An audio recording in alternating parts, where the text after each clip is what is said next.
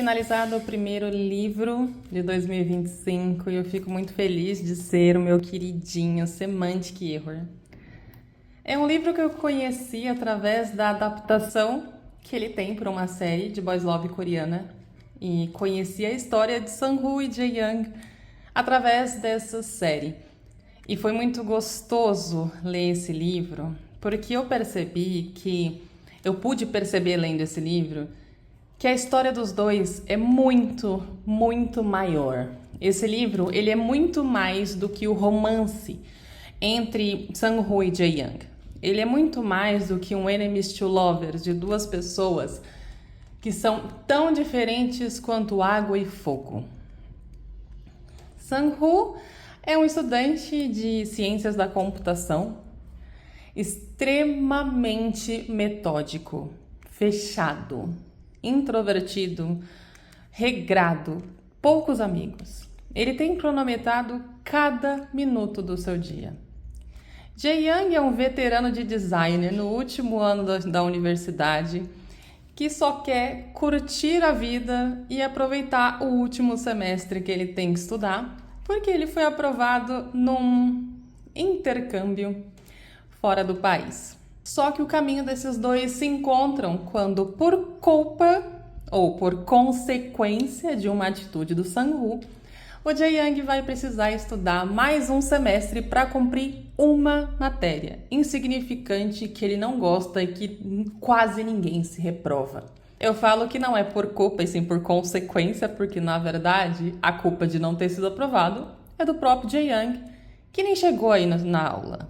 Mas o Jae-young ficou muito, muito pistola com Sang-woo. E ele disse que ia se vingar desse garoto de qualquer forma. E é aí que o caminho dos nossos dois personagens se encontram, se tornando o enemies to lovers mais fofo do universo. Não tem como você não se apaixonar pelo Sang-woo, mesmo você achando as atitudes dele tão drásticas e tão sérias e tão secas, mas ele é de uma inocência incrível e deliciosa.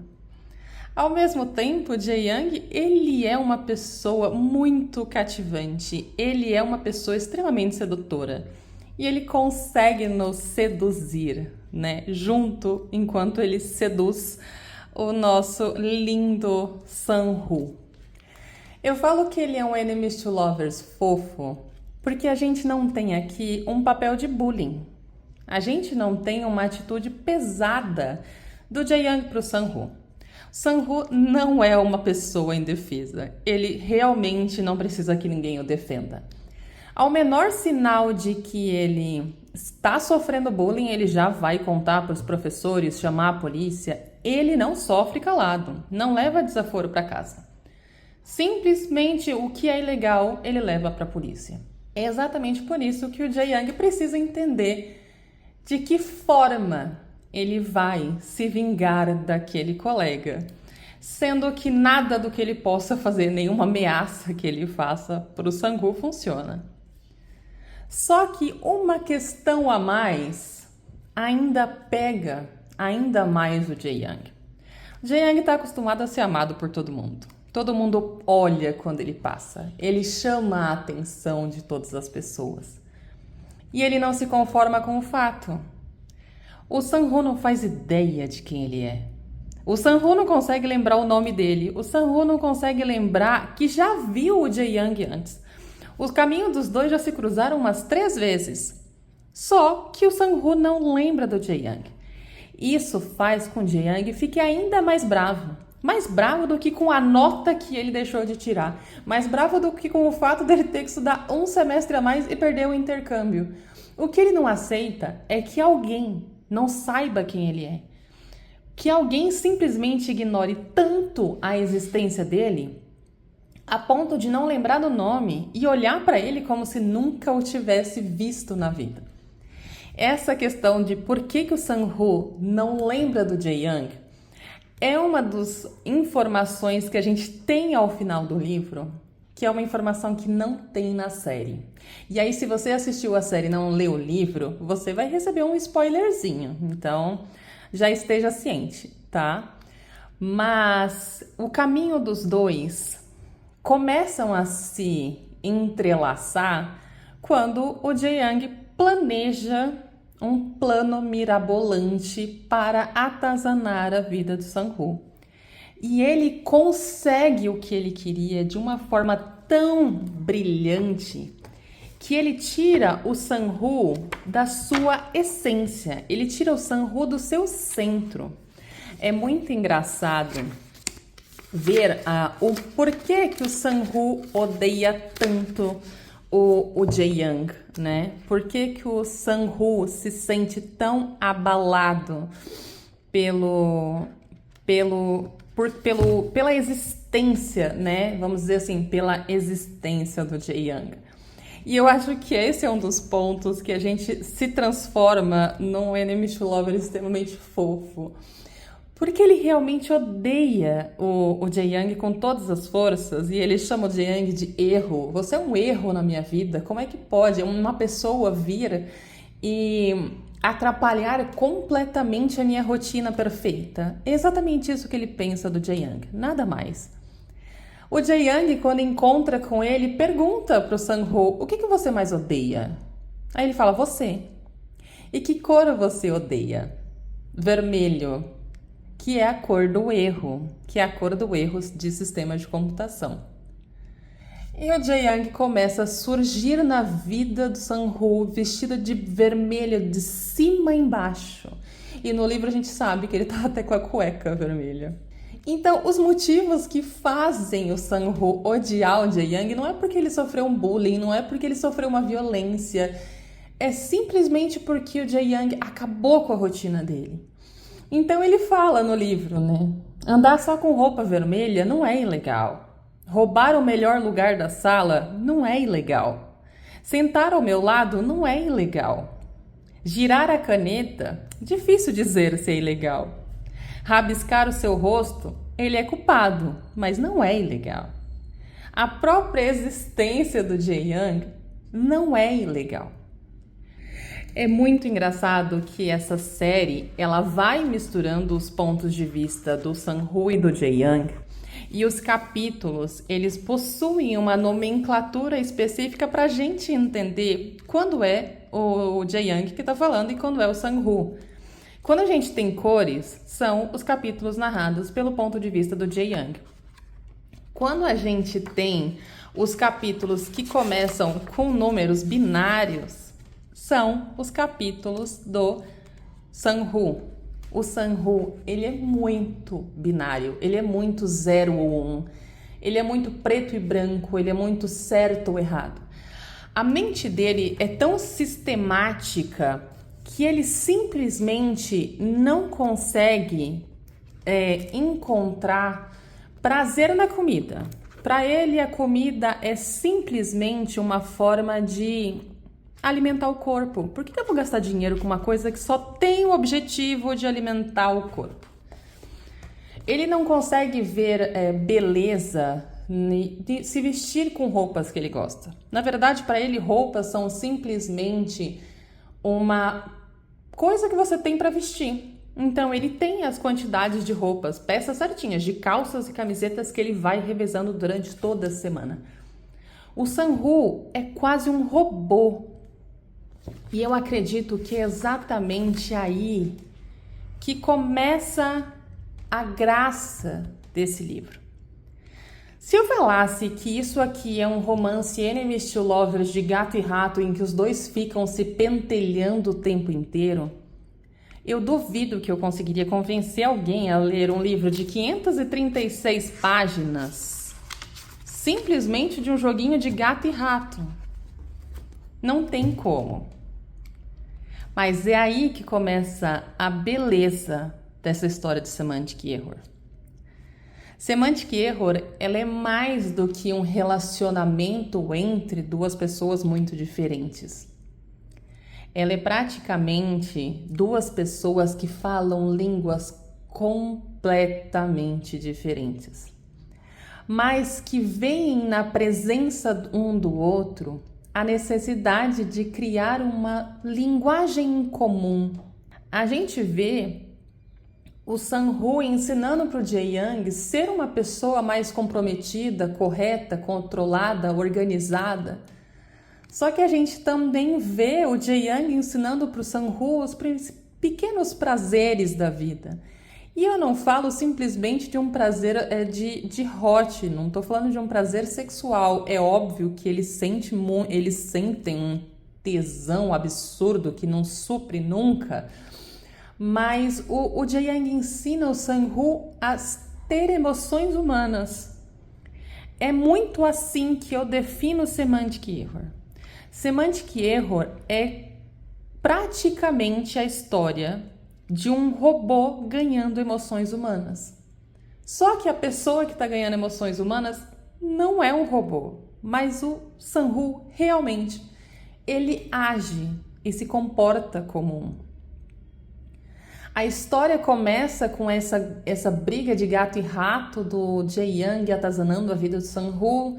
E aí a gente tem os dois envolvidos num projeto em comum, que é o projeto do jogo de celular do Sang-woo, que o Jae-young tá desenhando. E a vida deles vai se entrelaçando até que o Sang-woo começa a sentir por que o Jae-young é um erro na vida dele.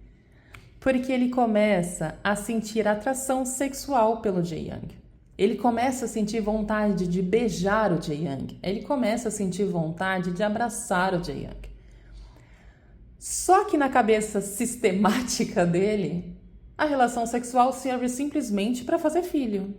Então, se o Jae-young não é uma mulher, não há sentido algum em ter uma relação sexual com o Jae-young. Só que é o que eu digo, Semantic Error, não leia Semantic Error achando que ele é um hot entre dois homens, não é. Ele tem cenas de hot muito bem escritas, ele tem cenas de hot muito bem detalhadas que são bonitas mesmo de ler. Mas a história desse livro é muito maior.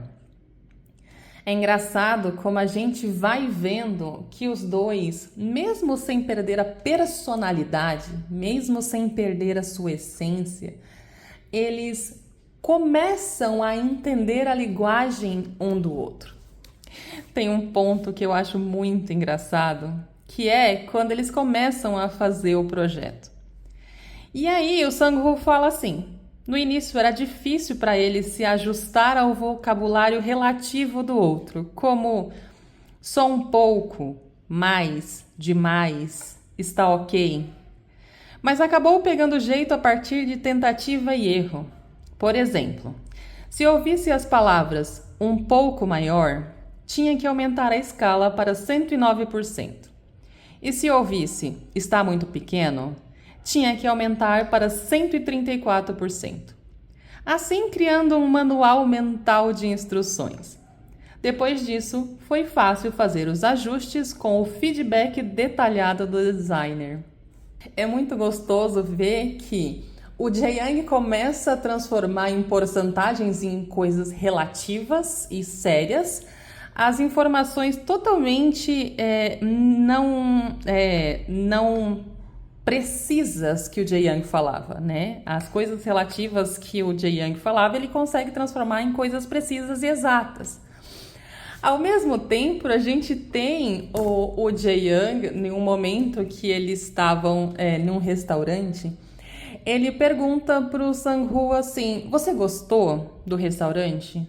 Ele falou: a comida é boa, né? Comida é só para satisfazer o corpo. E aí o Jae-young pergunta: você comeria de novo aqui? Ele fala: sim, comeria. E aí automaticamente o Jae-young entende: ah, então quer dizer que você gostou. Porque você voltaria aqui significa que você gostou. É muito legal o romance entre esses dois, porque a gente vai percebendo o quanto eles, na verdade, não pedem que o outro mude. Eles começam a se mudar para se adaptar ao universo do outro. Mas eu acho que uma das coisas mais deliciosas de Semantic Error é que ele não é uma história padrão, né? Na primeira noite dos dois juntos, você não vai ver uma cena de entrega ardente, maravilhosa entre duas pessoas que estão se desejando há quase 450 páginas. Não. Não tão fácil com alguém tão literal quanto Sang-woo, que não sabe enxergar o prazer do processo. Então, são cenas hilárias. Ai, gente, vocês não têm ideia de como eu ri tanto com esse livro.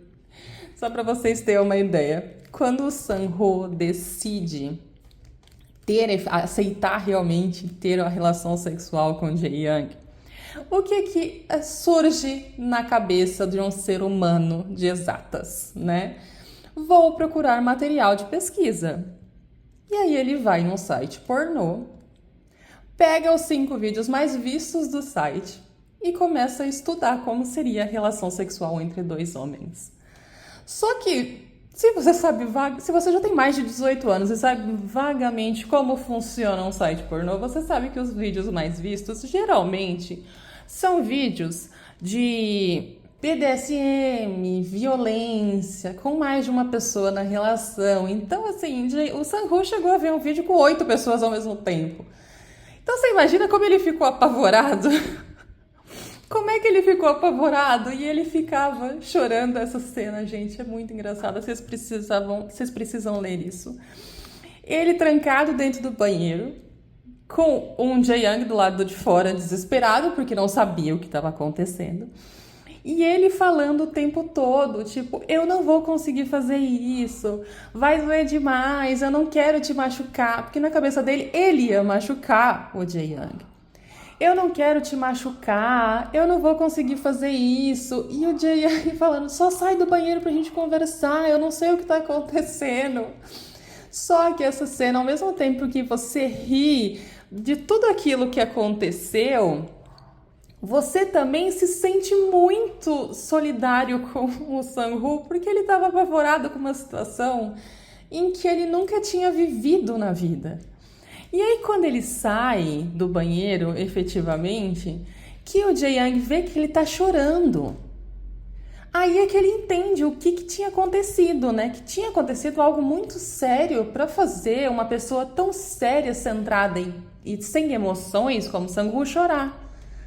Nessa cena, o Sang-woo nos fala que é a primeira vez que ele chorou. E ele realmente estava assustado. E é muito legal ver como o Jae-young entendeu, deu o suporte para ele e teve toda a paciência em explicar para ele que nem toda relação sexual ia ser daquela forma. Que não tinha que ter dor, ele não queria machucar. E ele foi ensinando o Sang-woo o que seria uma relação sexual saudável entre os dois. É tão gostoso ver a forma como o Sang-woo é uma pessoa difícil, né? Uma pessoa tão literal, tão séria, tão sistemática. Não é fácil lidar no dia a dia com uma pessoa dessa. Mas o Jae-young se adapta muito bem a ele, entendendo a linguagem dele, entendendo a forma como ele se expressa e entendendo que não vai conseguir mudá-lo de uma forma ou de outra. Ele precisa ter paciência e ensinando. Sang-woo é praticamente uma criança, de tão inocente que ele é. E o Jae-young vai tendo essa paciência, é claro que tem um interesse por trás, né? Mas ele vai tendo essa paciência de ensinar para o Sang-woo o que ele precisa saber sobre essas questões divertidas da vida. O que eu falo que foi a parte mais chocante para mim, porque não é uma informação que não é uma informação que tenha na série. Tem um motivo pelo qual o Sang-woo não lembrava do Jae-young. E aqui vem o spoiler. Se você não quer spoiler, saia desse vídeo agora. O Sang-woo, na infância, ele foi diagnosticado com um tipo diferente de amnésia. É como se fosse aquela amnésia de pessoas que não lembram rostos. O Sang-woo tem uma capacidade muito grande de deletar informações inúteis. É que o cérebro dele entende que nomes e rostos são coisas inúteis. E como ele é um nerd de plantão, ele não lembra do rosto de quase ninguém. Gente, o Sang-Woo não lembra dos rostos e nomes dos tios dele. Ele sofria muito bullying quando era criança por essa questão de memória. Então a gente percebe que o ponto central, que foi o que fez o caminho desses dois se cruzarem, é uma questão que o Sang-Woo nunca teve opção. Ele nunca fez aquilo para ignorar o Jae-young, se achando superior ao Jae-young. Esse livro aqui, ele acaba num momento muito né? Uma situação muito... Ele acaba muito abruptamente. Tem o livro 2, que eu vou ler logo mais, mas essa história acaba de forma muito abrupta, né? Os dois ainda não conseguem enxergar 100% um ao outro. O Jae-young ainda não entende e não conhece o passado do Sang-Woo. Da mesma forma que o Sang-Woo, ele ainda não enxerga o Jae-young como uma pessoa comprometida que ele é. Então, eles ainda estão nesse ponto de se conhecer. E aí, a última cena desse livro é um Jae-young comprando roupas novas para o Sang-Woo, porque ele não aguentava mais olhar para as mesmas camisetas escuras, para o mesmo boné gastado e para a mesma calça velha e surrada, né? E ele compra roupas novas, entrega pro Sang-Woo e segue no táxi, continuando sua rotina. E a gente sabe que o desafio desses dois ainda continua. É engraçado o quanto essa história abre as camadas desses personagens. Você começa como um embate de gato e rato. Você começa com um enemies to lovers superficial e vai entendendo as camadas de personalidade, as camadas que esses personagens têm e o desafio que vai ser para eles criarem uma relação saudável. Eu sei ao final que a série tem, mas de verdade esse livro é tão mais do que a série, não tirando o mérito da série, jamais. É a minha série conforto, é a série que eu amo de paixão, é a série que eu sou apaixonada por, mas esse livro é muito mais. Ele nos traz muito mais camadas de Sang-Woo e Jae-young do que a série conseguiria trazer. Então, eu não sei efetivamente qual é o fim desse livro. Porque eu não sei se a série pegou e simplesmente sintetizou 2 livros, colocou só o romance e tudo bem. Ou se a gente teve alguma mudança de rota no livro que a série não resolveu deixar de fora. Eu realmente não faço ideia do que vai acontecer. Eu só sei que vai ser extremamente divertido e gostoso acompanhar esses dois. Acompanhar as peripécias de Sang-Woo e Jae-young, acompanhar toda essa descoberta de uma pessoa pela vida, aprendendo a simplesmente jogar a conversa fora, olhar as estrelas ou simplesmente perder tempo jogando um jogo simples de basquete com alguém. Aprendendo a gostar de uma comida não simplesmente para satisfazer um corpo, mas porque gosta daquela comida. Mas acima de tudo, sabendo que a gente consegue controlar muita coisa. A gente não consegue controlar os nossos sentimentos. E a gente não consegue controlar o nosso coração. Só para finalizar essa resenha, a gente tem nesse livro as 2 personagens femininas mais deliciosas de ver. E quem assiste Boys Love sabe como é frustrante você ver personagem feminina sendo retratada de forma depreciativa. Só que temos um capítulo aqui do embate de Jae-young com a Hye, que é uma menina que também gosta do Sang-Woo.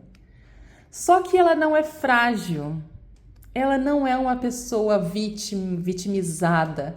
Ela tem consciência de que tem alguma coisa errada. Ela tem consciência de que ela tá se envolvendo numa relação meio estranha. E o Jae-young já chega com os 2 pés no peito falando: olha, eu não acho que eu esteja brigando com você, porque na verdade eu não estou. Ele não gosta de você. E você sabe que ele não gosta de você. Só que eu só tô brigando com ele mesmo porque ele precisa enxergar que gosta de mim. A minha briga aqui não é com você, Rie. É com ele. Eu preciso que ele enxergue que gosta de mim. É isso que ele não consegue enxergar. E o Jae-young também tem uma amiga que é muito delicioso de ver. Aquela amiga na série já foi retratada muito bem. Mas no livro fica muito gostoso porque a amiga, ao perceber que os dois já tinham tido relação sexual, chega pro Jae-young e fala: cara, você tem que se preocupar com ele. Você tem que se responsabilizar com ele porque você tá levando a vida como se não tivesse amanhã e você vai ter que ir para esse intercâmbio daqui a 2 meses e você tá fazendo ele se apaixonar por você. Você tá fazendo o Sang-woo se apaixonar por você e você não vai se responsabilizar pela dor que você tá deixando. Ver a amiga do Jae-young colocar ele na parede tendo essa consciência de que ele vai deixar um Sang-woo triste e sozinho, sendo que ele já sabia que isso ia acontecer, foi uma retratação deliciosa. De verdade, são 2 personagens femininas muito gostosas que deram uma camada, uma base de fundo muito boa para essa história, né? Essa história é muito centrada no casal, é muito centrada na rotina dos dois, e a quebra de rotina está realmente nessas personagens femininas, que é a amiga do Jae-young e a Rie, que gosta do Sang-woo. Então, vale muito a pena. Vale muito a pena. Você ri e você surta. Eu acho que eu me derreti por Sang-woo e Jae-young, da mesma forma com Jae-young se derrete toda vez que o Sang-woo chama ele de Hyung.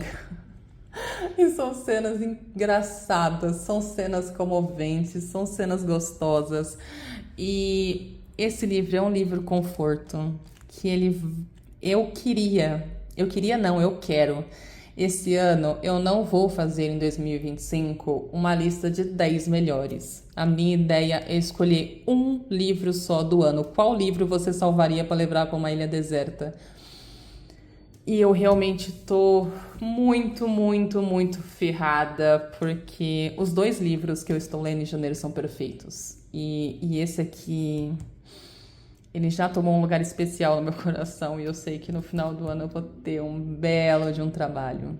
Mas, se você gosta de romances, enemies to lovers, fofos, sem nenhum traço de nada tóxico, sem nenhum traço de relacionamento tóxico ou de bullying envolvido entre o casal principal.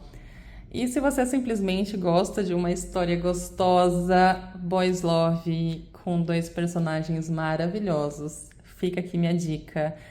Vale cada palavra. E realmente eu encerro falando: Priscila, com defeito. Esse livro foi um erro na minha vida. E quem gosta de Semantic Error sabe que falar que é um erro na vida, na linguagem de Sang-woo, é praticamente falar que eu te amo tanto que você me faz perder toda a minha rotina. É isso, até a nossa próxima resenha e tchau, tchau!